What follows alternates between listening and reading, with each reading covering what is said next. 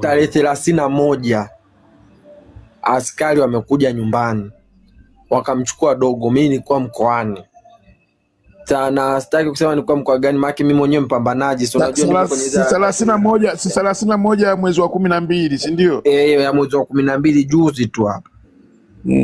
Wakaja wakamchukua nyumbani, ni mzima kabisa, haumwi chochote. Walimkuta yule anabandika stika, ndo kazi zake kwenye pikipiki.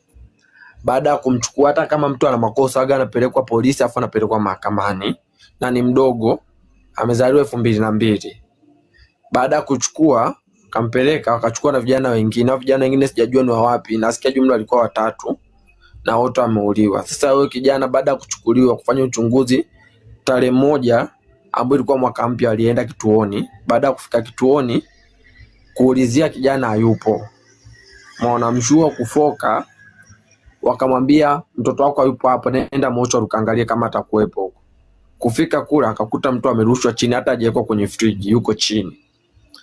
Kumchukua chini, wakafanya vipimo, daktari mwenyewe kathibitisha huyo mtu ameuliwa.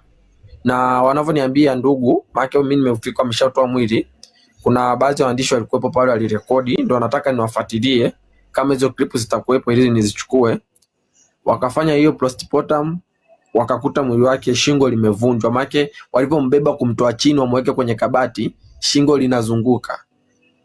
Kwa wakambeba wakamweka kwenye kabati. Leo ndo amemleta nyumbani, kwa kesho ndo tunaenda kumpumzisha. Na wakati wanamtoa mochwari, vijana waligoma hata asibebwe kwenye gari. Walitembea wanashangilia, wanasema mnatuua, haiwezekani. Wanatembea toka mochwari mpaka nyumbani, waligoma. Na kuna umbali kidogo, kuna umbali kama wa kilomita 3 au 4 mpaka kufika nyumbani. Kwa walimbeba mpaka nyumbani. Sasa hivi ndo tumempumzisha, kesho ndo tutaenda kumpumzisha kwenye nyumba yake milele. Na nadhani itatokea hivyo hivyo, tutarekodi na video zote tutatuma, ili tukio limetokea Tarime, kama kuna mtu yote yuko Tarime anaweza kawaambia. Kwa yangu ndo hayo, mimi nimetoka pembeni, ngoja niendelee na msiba, maana ndo nimefika, niko mbali, niendelee na msiba. Yangu ndo hayo.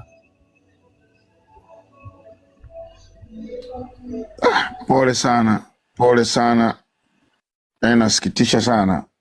Nuruvazi, upo karibu? Pole sana